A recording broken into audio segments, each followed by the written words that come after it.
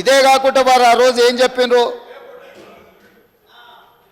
ఈ బిల్లుల మీద మోడీ గారిని ప్రశ్నించడానికి కాంగ్రెస్ పార్టీ ప్రయత్నం చేస్తే ఆ రోజు ఏమన్నారు, ఇక్కడ కూర్చున్న కల్వకుంట్ల చంద్రశేఖరరావు గారు, ప్రధానమంత్రిని మీరు నిలదీసినట్టు ఈ సభలో మాట్లాడతారా, మీరు మాట్లాడడానికే వీల్లేదని చెప్పి కాంగ్రెస్ సభ్యులను దబాయించి జిఎస్టీ బిల్లుకు 100% అక్కడ రాజ్యసభలో లోక్సభలో మద్దతు పలకడమే కాకుండా ప్రత్యేక శాసనసభ సమావేశాలు ఏర్పాటు చేసి సంపూర్ణంగా నరేంద్ర మోడీ గారికి మద్దతు పలికినరు. Point number 1. అదేవిధంగా 2018 జూలై 21 నాడు మోడీ గారి కేంద్ర ప్రభుత్వం మీద కాంగ్రెస్ పార్టీ అవిశ్వాస తీర్మానం ప్రవేశపెడితే ప్రతిపక్ష పార్టీలని కాంగ్రెస్ ప్రవేశపెట్టిన అవిశ్వాస తీర్మానానికి అనుకూలంగా ఉంటే ఆనాడు అవిశ్వాస తీర్మానంలో ప్రతిపక్షాలకు మద్దతు ఇవ్వకుండా మోడీ గారికి మద్దతు ఇవ్వడానికి ఓటింగ్లో పాల్గొనకుండా వాకౌట్ చేసి బయటకు వెళ్ళిపోయినారు అధ్యక్ష. అంటే వాకౌట్ చేయడం కూడా మోడీ గారికి మద్దతుగా ఆ ప్రభుత్వాన్ని నిలబెట్టడానికి 2018లో ఇచ్చేసిండ్రు అధ్యక్ష. అదేవిధంగా రైట్ టు ఇన్ఫర్మేషన్ యాక్ట్, అసలు ఈ దేశంలోనే సమూలమైన మార్పులు, పారదర్శకమైన పరిపాలన అందించడానికి ఆనాడు యూపీఏ ప్రభుత్వం మన్మోహన్ సింగ్ గారు ప్రవేశపెట్టిన ఆర్టీఐ యాక్టును తూట్లు పొడచడానికి 2019 జూలైలో ప్రవేశపెట్టిన సవరణ బిల్లుకు కంప్లీట్గా రాజ్యసభలో మెజారిటీ లేకపోతే 240 రాజ్యసభ ఎంపీలు ఉంటే 113 మంది మాత్రమే బీజేపీకి ఉంటే ఆ రోజు ఆ బిల్లును ఆమోదించుకోవడానికి టీఆర్ఎస్ రాజ్యసభ సభ్యులు జోగినిపల్లి సంతోష్ కుమార్ గారు ప్రత్యేక విమానం వేసుకొని రాజ్యసభలో పాల్గొని ఆర్టీఐ సవరణ చట్టానికి ఓటేసిన మాట వాస్తవం కాదా? అంటే టీఆర్ఎస్ రాజ్యసభ సభ్యుడు ప్రత్యేక విమానంలో వెళ్ళి అక్కడ నరేంద్ర మోడీ గారికి మద్దతు పలికింది. ఆ పార్టీ అధ్యక్షుడు ఆనాటి ముఖ్యమంత్రి చంద్రశేఖరరావు గారు అనుమతి లేకుండా చేయగలడా సాహసం అధ్యక్ష? ఇది అప్పుడే వీరు మర్చిపోయినరా? అదేవిధంగా నోట్ల రద్దు ఈ దేశంలో ఉండే చిరు వ్యాపారుల యొక్క జీవితాలతో చెలగాటమాడింది. నోట్ల రద్దు చేసినప్పుడు కాంగ్రెస్ పార్టీ సంపూర్ణంగా తప్పుపడితే 2016 డిసెంబర్ 16 నాడు నోట్ల రద్దును స్వాగతిస్తున్నట్టు ఇదే అసెంబ్లీలో చంద్రశేఖరరావు గారి తీర్మానాన్ని ప్రవేశపెట్టి ఇది అద్భుతం, ఈ నోట్ల రద్దుతోటి దేశంలో సమూలమైన మార్పులు తీసుకొస్తాయి. ఆ రోజు వారు ఏమన్నారు, ఇంకా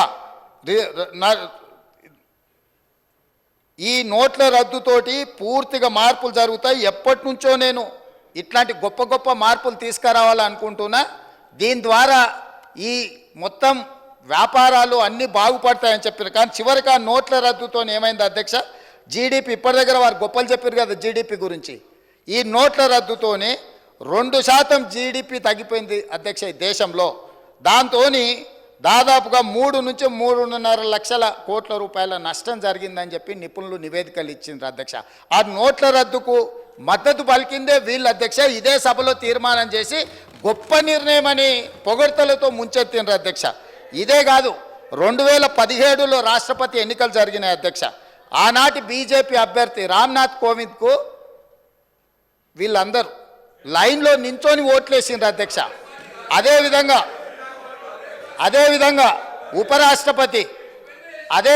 ఉపరాష్ట్రపతి ఎన్నికలలో వెంకయ్యనాయుడు గారికి అండగా నిలబడి ఓట్లేసి బీజేపీకి లైన్లో నించొని ఓట్లేసింది వీళ్ళే అధ్యక్ష.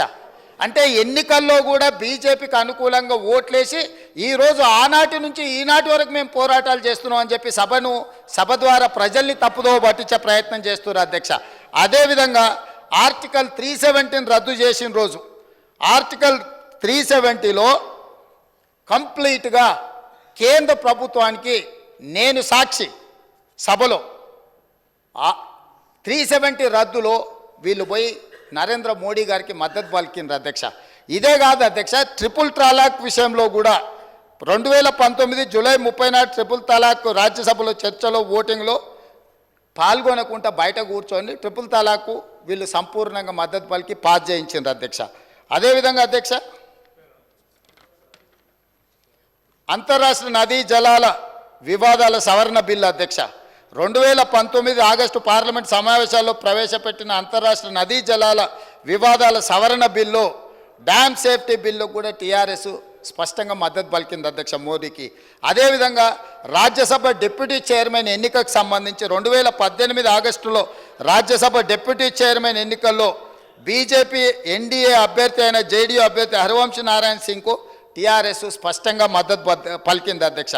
అదేవిధంగా విపక్షాల ఉమ్మడి అభ్యర్థి కాంగ్రెస్ ఎంపీ హరిప్రసాద్ మీద 20 ఓట్ల తేడాతో వాళ్ళు అంటే ఆ రోజు కంప్లీట్గా ఉమ్మడి ప్రతిపక్షాల అభ్యర్థిని ఓడించడానికి బీజేపీకి మద్దతు పలికి ఆ ఎన్నికల్లో టీఆర్ఎస్ వాళ్ళకు అనుకూలంగా ఉన్న ఒకసారి ఓట్లేసిన రెండోసారి వాళ్ళు ఇదే రాజ్యసభలో మిగతా విషయాలలో గైర్హాజరైంది అధ్యక్ష.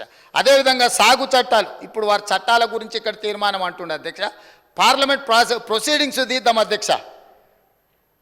2020 డిసెంబర్ 27 నాడు ప్రగతి భవన్లో నిర్వహించిన ఉన్నత స్థాయి సమీక్షా సమావేశంలో కేంద్రం తీసుకొచ్చిన సాగు చట్టాలను కేసీఆర్ గారు స్వాగతించిండ్రు. మీరు కావాలంటే ఆనాటి పేపర్లను అన్నిటినీ తిరిగేయండి. పంటలు కొనుగోలు చేసేందుకు ఆ రోజు వారు మాట్లాడింది ఏంది అధ్యక్ష, పంటలు కొనుగోలు చేసేందుకు ప్రభుత్వం వ్యాపార సంస్థ కాదు, రైసు మిల్లరో దాల్ మిల్లరో అసలే కాదు, కొనుగోలు అమ్మకాల బాధ్యత ప్రభుత్వ బాధ్యత కాదు. మద్దతు ధరతో కొనుగోలు జరపడం ద్వారా రాష్ట్ర ప్రభుత్వానికి 7,500 కోట్ల రూపాయల నష్టం వచ్చింది. కేంద్ర ప్రభుత్వం తెచ్చిన కొత్త వ్యవసాయ చట్టాలు ఇదే చెబుతున్నాయి.